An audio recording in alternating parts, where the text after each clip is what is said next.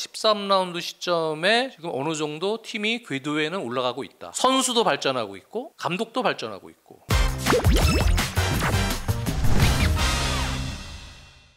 이번 시즌 3분의 1이 끝난 시점까지 첼시는 기대 이상이다, 기대 이하다. 개인적으로는 기대 이상이다. 그 이유는 어떻게 될까요? 올 시즌 들어가기 전에 클럽 월드컵 우승하고 기대치가 좀 높긴 했고, 그리고 이제 전체적으로 영입생들 또 알차게 보강이 됐어요. 공격진도 주앙 페드로라는 좋은 선수 들어왔고, 또 리암 델랍, 그 다음에 이스테방, 가세, 그리고 가르나초 뭐 등등 해서 올 시즌에도 보강이 알토란같이 이루어졌지만, 역시 새로운 선수들이 많은 만큼, 젊은 선수들이 많은 만큼 팀을 만들어 나가는 데 있어서 초반에는 약간의 이제 시행착오 기간이 있을 것이다. 그리고 마레스카 감독도 점점 진화하는 유형의 감독이지만 선수들도 발전하는 순서가 좀 있기 때문에 아직 젊은 선수들이 많고, 시즌 전에는 사실은 4위 정도, 시즌이 끝났을 때 4위 정도의 예상은 했습니다. 그리고 우승 후보 팀들, 지금 리버풀은 뭐 예상 외로 좀 추락을 한 상황이지만 시티와 아스날, 뭐 이 세 팀 정도에게 방해를 해줄 수 있는 정도의 다크호스군이다. 뭐 이런 정도의 예상을 했죠. 그렇지만 그 시점이 이제 지금 3분의 1 시점은 아니고 3분의 1 시점쯤에는 제 생각에는 한 뭐 6, 7위권 이 정도에서 이제 점점 팀을 발전시켜서 종국에는 4위 정도에 안착을 할 수 있는 정도 수준이 되지 않을까 그렇게 생각을 했는데, 지금 13라운드 끝난 시점에서 어쨌든 지금 3위죠? 3위로 끝냈기 때문에 뭐 물론 승점 차가 지금 촘촘하기 때문에 아스날을 제외하면 큰 의미가 있다고 볼 수 없겠지만, 그럼에도 생각보다는 발전 속도가 좀 빠르다, 학습 속도가 좀 빠르다, 그런 생각입니다. 시즌 시작할 때 위원님께서 해주신 말씀이 기억이 나는데, 호흡을 빨리 얼마나 맞추느냐가 관건이 될 것이다 라는 이야기를 해주셨어요. 11월부터 리그 3승 1무의 상승세를 타고 있는데 이 상승세의 원인은 궁금합니다. 제가 느끼기에는 1라운드 때부터의 기록을 더듬어 보면 1라운드 때 크리스탈 팰리스전 상대의 타이트한 순간적인 존 프레싱, 이러한 운영 형태에 대해서 사실 대비가 잘 안 돼서 원터치 패스를 통해서 탈압박하는 운영이나 이런 부분 준비가 잘 안 되어 있어서 그 경기 내용적으로 이게 경기 게임 플랜을 짤 때 상대에 대한 분석이 좀 부족한 것 아니냐, 뭐 그런 것부터 사실 시작이 됐었어요. 그리고 그 이후에 새로운 선수들을 뭐 부분적으로 로테이션을 통해서 테스트를 하는 과정이 있었고, 맨유 경기, 브라이튼 경기, 그런 경기에서 연속으로 퇴장자가 나왔을 때 이 마레스카 감독의 대처가 상대적으로 상당히 미흡했고, 역시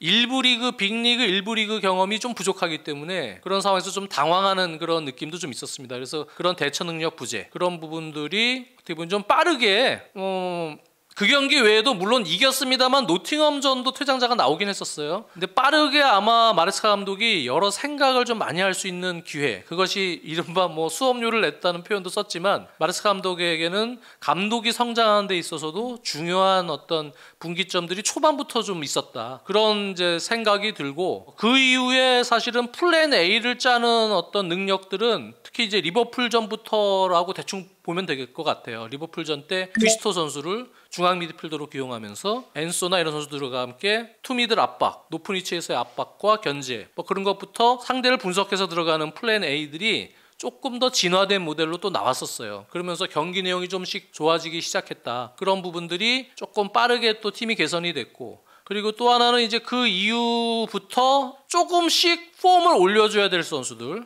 기존 선수들로 치면은 복귀한 웨슬리 포파나 또 부상 없이 그래도 아직까지 잘 뛰고 있는 리스 제임스, 이런 두 선수들이 폼이 생각보다 좀 빠른 시간 안에 올라왔다. 그리고 조합적인 부분에 있어서도 어느 정도는 해답을 찾는 단계에 조금 들어가고 있다. 가르나초나 주앙 페드로 이런 선수들도 빠르게 지금 팀에 녹아드는 모습들이 나타났습니다. 거기에 기존 선수들인 쿠쿠레아나 카이세도 선수는 꾸준하게 또 좋은 활약을 하고 있었고, 뭐 엔소나 이런 선수들도 폼이 상당히 좋아지면서 전체적으로는 팀 전체의 밸런스가 상당히 높은 수준으로 올라가고 있는 단계였고요. 그리고 두 번째는 사실은 이 젊은 선수들이 지난 시즌도 그렇고 올 시즌 초반까지도 특히 경합 상황, 피지컬적인 어떤 상대와 경합을 할 때 경합 상황이나 어떤 멘탈리티, 강인한 멘탈리티가 조금 부족한 부분들이 있었어요. 몸을 살인되거나 수비할 때도 센터백들이 부딪히는 것을 조금 싫어하는 유형이 좀 있었습니다. 많이. 근데 그런 것들이 사실은 특히 썬더랜드전 역전패, 그 경기 역전패 당한 이후에 멘탈적으로 많이 또 한번 강한 학습이 된 것 같아요. 그리고 나서 토트넘전 때 확 달라진, 선수들의 경합에서의 적극성 또 피지컬적인 상승이 있었고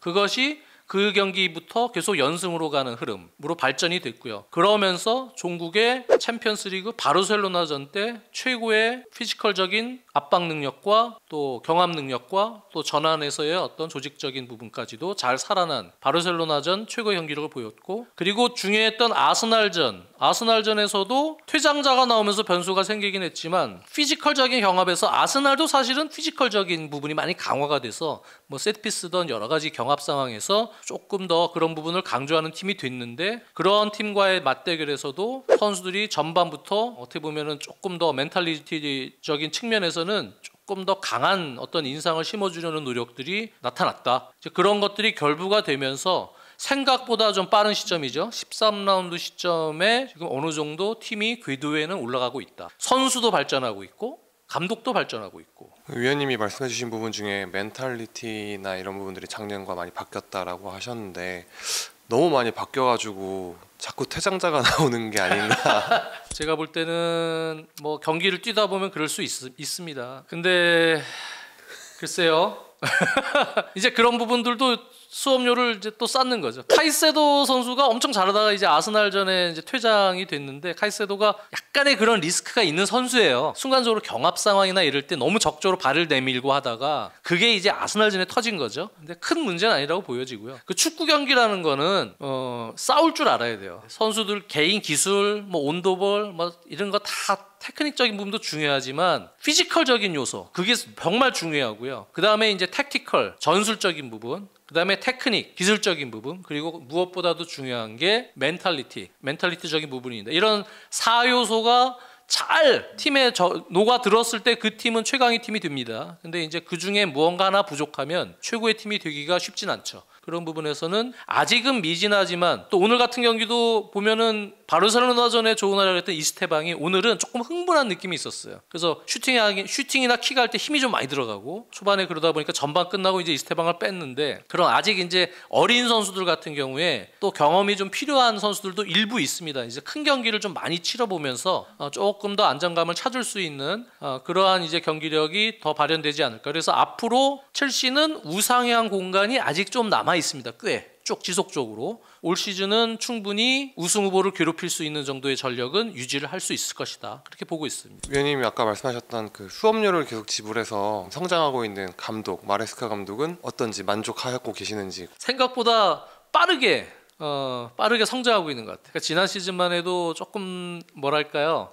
포메이션 또 인버티드 풀백 역할 이런 포메이션에 좀 집착하는 이런 운영에서 선수만 그냥 이렇게 갈아 끼는 형태의 어떤 시스템은 준비가 돼 있지만 조금 더 현대 축구에서 부합하는 유연성이 조금 떨어지는 운영도 많았는데요. 경기를 치르면서 대응 능력 역시 뭐 퇴장자가 나오거나 다 마찬가지입니다. 대응력이라는 거는 순간적으로 교체 타이밍도 포함이 되는 거죠. 지금 타이밍에 이렇게 변화를 줘서 이런 분위기로 전환을 시켜야겠다. 오늘 같은 경우도 아스날전 역시 퇴장 경험이 많다 보니까 올 시즌에 오늘 경기는 되게 여유가 있었어요. 퇴장자가 나와도 뭐 많이 해봤으니까 이제 벌써 짧은 기간이지만 그래서 오늘 딱 안전하게 그래도 게임을 한 명이 부족한데도 컨트롤할 수 있는 그런 부분에서 많은 발전이 있었고 그 다음에 최근 경기는 오프트볼 움직임이나 선수들의 어떤 유연성 전술적인 어떤 부분에 있어서도 상당히 바뀌었다. 감독이 지금 많이 발전을 하고 있다. 그런 것이 보입니다. 그래서 지금의 성장 속도라면 마레스카 감독은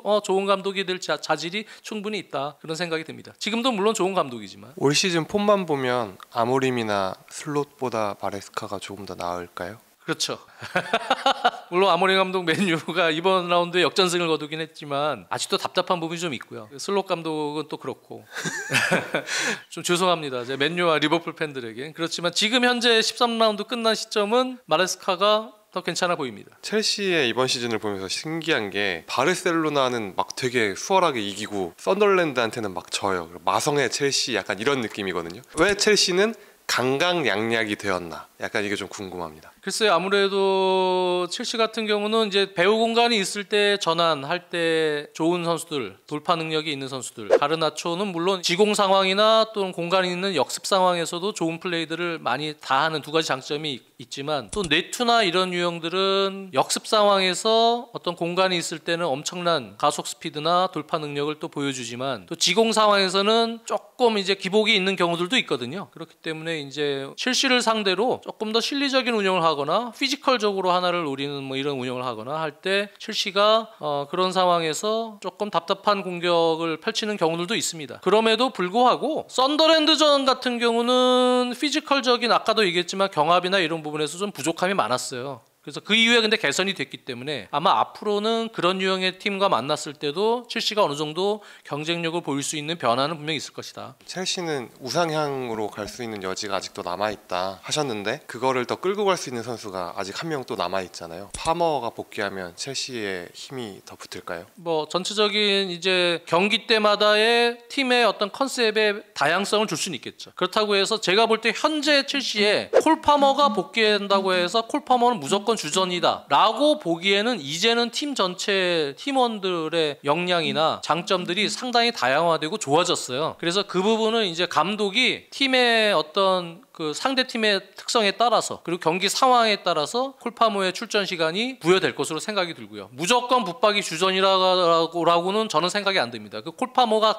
가지고 있는 또 단점이 있거든요. 경기 어떤 전환에서의 어떤 문제에서 그런 부분들을 감독이 잘 판단할 수 있으리라고 생각이 들고요. 그리고 이제 앞으로 우상향이라는 또 얘기는, 지금 첼시가 주전으로 나서는 선수들의 평균 연령이 만 24세 뭐 한 150일 뭐 그 정도 200일 그 정도예요. 그러니까 실제로 전성기의 나이를 저는 한 27세 정도로 봅니다. 그렇기 때문에 앞으로 이 선수들은 더 경험을 통해 성장할 수 있는 공간들이 꽤 있다. 지금 전체적으로 평균적으로 봤을 때는. 그렇기 때문에 첼시는 앞으로 선수들이 더 스스로 경험을 쌓으면서 더 좋은 팀이 될 가능성은 충분히 있다. 대부분이 다 장기 계약자이기 때문에 이 선수들 중에서 이제 장점이 계속 올라가고 있는 선수들을 계속 꾸준히 잡아놓으면서 팀을 끌고 갈 수 있으면 더 좋은 팀이 될 여력은 충분히 있다, 이렇게 생각이 듭니다. 이게 결국에 현재 아스날이나 맨시티와 비교했을 때 보면 첼시의 선수단이 전체적으로 이제 나이가 어린 편인데, 이 선수들이 성장을 해가면서 전체적인 팀의 경기력이 저점을 좀 높이는 방향이 관건이 되겠네요. 그러니까 팀 자체가 기복 없이 더 담금질 될 수 있는 형태로 바뀌는 거. 그러니까 아스날의 아르테타 감독의 장점은 역시 시스템, 전체적인 팀 시스템을 지금 잘 구축을 했다는 거죠. 기복이 없이 어느 정도 쭉 꾸준히 성과를 낼 수 있는 운영 체계가 됐다는 생각이고요. 펩 감독은 전술적으로 새로운 선수들을 데리고 조금 더 다른 유형의 어떤 전술 변화를, 또 시스템을 채택을 하면서 변화를 주려고 노력은 하고 있습니다. 그 상황에서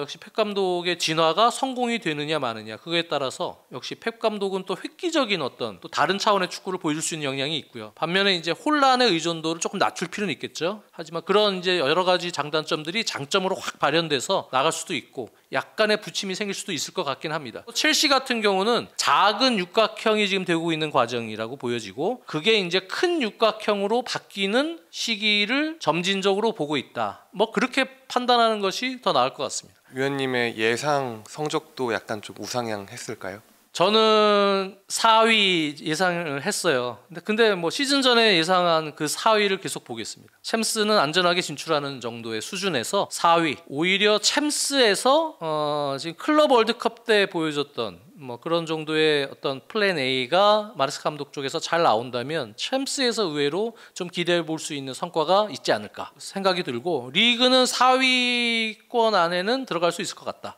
감히 예상을 해보고, 베스트 시나리오는 3위 정도까지도 한번 노려볼 만하다. 뭐 그런 생각은 듭니다. 3위를 노려볼 수 있는 건 지금 리버풀이 많이 떨어져서 그런 거 아닐까요? 그런 부분이 있죠. 저는 무조건 리버풀은 그래도 살아남을 것이다, 3위 안에, 이런 생각이 있었는데 요즘 생각보다 좀 너무 떨어지긴 하는데 그래도 좀 올라갈 거라고 봅니다.